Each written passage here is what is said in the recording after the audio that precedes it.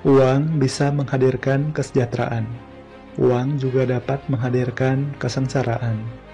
Tergantung dari cara bagaimana kita menyikapinya. Dijelaskan dalam buku The Psychology of Money, orang ingin menjadi lebih kaya agar menjadi lebih bahagia. Kebahagiaan adalah subjek yang rumit, karena sesungguhnya setiap orang itu tidaklah sama. Namun, jika ada kesamaan umum di dalam kebahagiaan, maka itu adalah karena setiap orang ingin memegang kendali penuh atas hidupnya sendiri.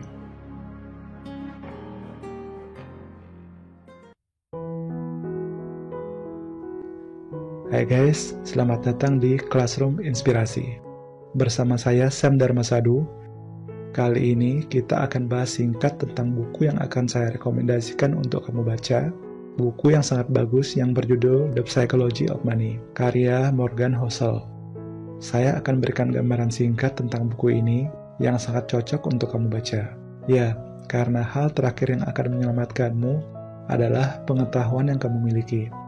Sebelumnya, please subscribe channel ini agar bisa semakin berkembang dan semakin bermanfaat untuk Indonesia. The Psychology of Money memuat 19 cerita pendek yang membahas dan mengupas berbagai hal terkait uang dalam aspek-aspek kehidupan. Dijabarkan di dalamnya, dalam mengatur uang itu sesungguhnya adalah lebih dari sekedar memikirkan soal kekayaan. Meski kadang perkara uang bisa membuat kita stres dan tertekan, tapi dengan mencoba untuk memahami kebutuhan dan perkembangan dunia dari waktu ke waktu, di sini kita ditepok untuk lebih bijak dalam memaknai uang. Tiap cerita dalam buku ini menghadirkan sudut pandang unik dan menarik terkait uang.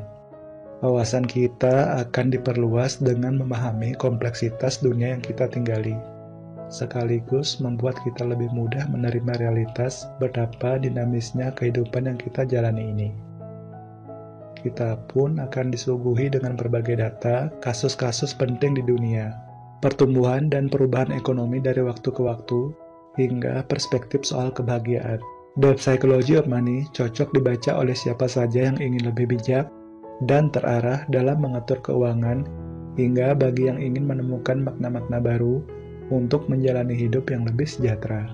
Dengan adanya uang, atau bahasa populernya financial freedom, kebebasan keuangan, kita bisa memiliki kendali penuh atas hidup kita sendiri.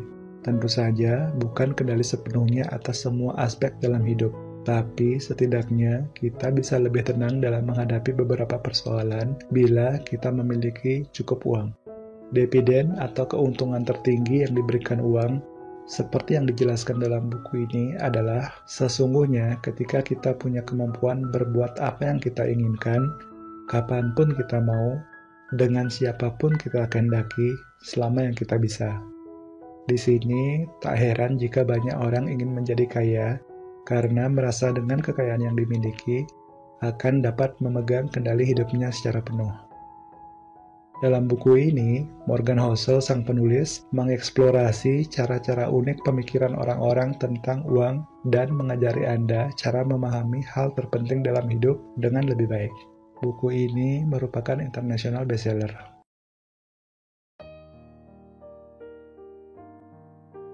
Memiliki uang yang banyak bagi orang pada umumnya bisa membuat diri sendiri menjadi senang. Namun ternyata, memiliki uang yang banyak tak selamanya menyenangkan, sehingga sebagian orang merasa takut dan bingung. Dengan kata lain, memiliki uang yang banyak bisa memunculkan kesenangan atau kesejahteraan maupun kesengsaraan. Itulah sebabnya mengapa seseorang harus memiliki sikap dan kemampuan mengelola keuangan yang baik dan benar. Di sini juga pada akhirnya, pentingnya kamu mendapatkan uang dengan cara yang benar. Karena kalau kamu memiliki banyak uang dengan kriminal misalnya, akan membuatmu berurusan dengan hukum. Buat apa? Seseorang yang mampu mengelola uang dengan bijak, berarti orang tersebut memiliki kemampuan mengendalikan emosi, sehingga tidak menghabiskan uang secara cepat. Begitu juga sebaliknya, seseorang yang terlalu terbawa emosinya, maka akan sulit untuk mengatur keuangan yang dimiliki. Emosi dalam hal ini bisa diartikan sebagai keinginan yang kuat untuk membeli dan memiliki banyak barang yang sesungguhnya gak butuh-butuh amat. Jadi, bijaklah dalam mengelola uang agar uang yang dimiliki bisa membuat kita sejahtera. Bagi kamu yang memiliki masa lalu yang mengalami kesulitan ekonomi seperti saya, sangat terasa wajar jika kamu mempunyai hasrat untuk memuaskan dahagamu tentang barang-barang yang mungkin sudah sejak lama kamu ingin miliki, namun tidak mampu terbeli. Tetapi percayalah, selalu ingat satu kata ini, yaitu keseimbangan. Latih dirimu untuk selalu ingat agar tidak berlebihan, karena kamu akan menyesal setelah semua uangmu habis. Saya pernah mengalaminya. Solusinya, budgetkan beberapa persen kecil dari uangmu untuk menghibur diri. Dan letakkan prinsip, saya lebih bahagia mempunyai tabungan di rekening daripada sekedar balas dendam membeli apa yang di masa lalu saya tidak bisa miliki. Setelah semua hal yang saya jabarkan tadi, bagi saya pribadi, value yang paling berkesan dari buku ini karena sangat relate dengan kondisi saya adalah 1. Tetap rendah hati ketika hal-hal berjalan dengan baik dan juga nggak terlalu pusing atau menyalahkan diri sendiri ketika hal-hal berjalan buruk.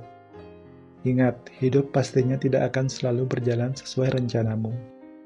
Ketika hal buruk terjadi, ingatlah, ini adalah pintu membuka petualangan baru, sehingga kamu akan bertumbuh. Selalu tekankan perbaikan dari waktu ke waktu. Hari ini harus lebih baik dari hari kemarin. Yang nomor 2, hidup sederhana itu sangatlah penting. Banyak atau sedikit uang yang kamu miliki adalah relatif. Yang lebih penting adalah berapapun uang yang ada di rekeningmu, itu tidak boleh mengubah value-mu sebagai manusia yang selalu bersyukur. Sehingga kamu akan senantiasa merasa bahagia. Membaca buku ini, kamu akan menghargai pentingnya perencanaan dan ketenangan dalam mengambil keputusan tentang keuangan. Tidak terburu-buru, apalagi berdasarkan emosi. Ini akan menyelamatkanmu ketika melihat ada pengumuman diskon besar-besaran ataupun tawaran investasi yang terlalu menggiurkan. Jadi, ingatlah selalu, jangan terburu-buru mengambil keputusan keuangan. Buat suasana hatimu tenang terlebih dahulu. Kamu bisa libatkan orang-orang terdekat dan meminta pendapat mereka.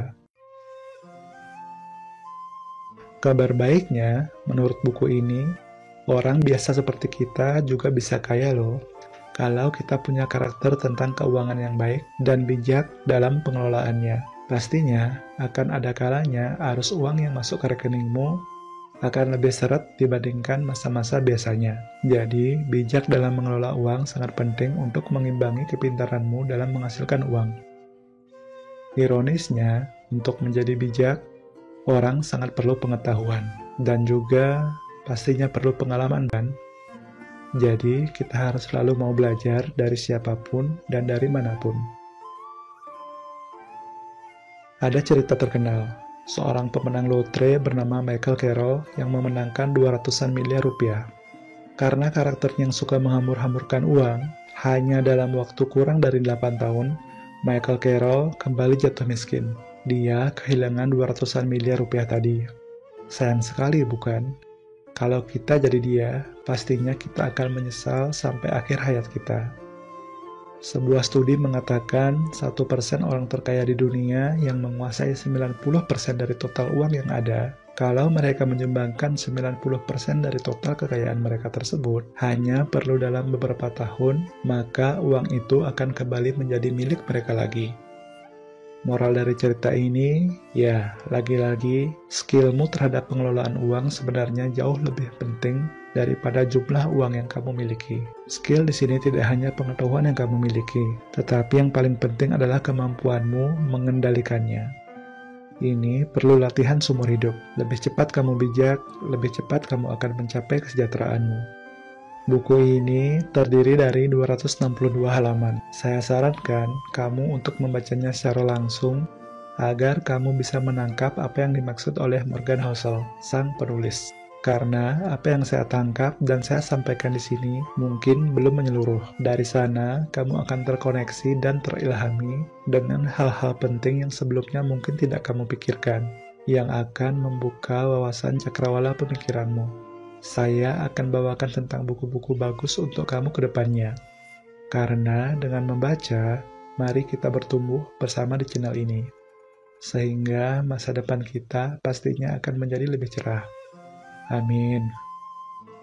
Kamu bisa dapatkan buku The Psychology of Money di Gramedia Online. Kamu bisa memesannya langsung dari handphonemu. Kamu tinggal klik link yang saya sertakan di description box di bawah. Demikianlah putaran singkat kali ini. Terima kasih sudah ikut sampai di sini. Please subscribe Classroom Inspirasi dan nantikan video saya selanjutnya. Jika kamu suka dengan konten yang saya bawakan, kamu juga bisa berdonasi lewat GoPay ke nomor yang saya sertakan di bawah. Terakhir, saya Sam Dharmasadu, mohon pamit.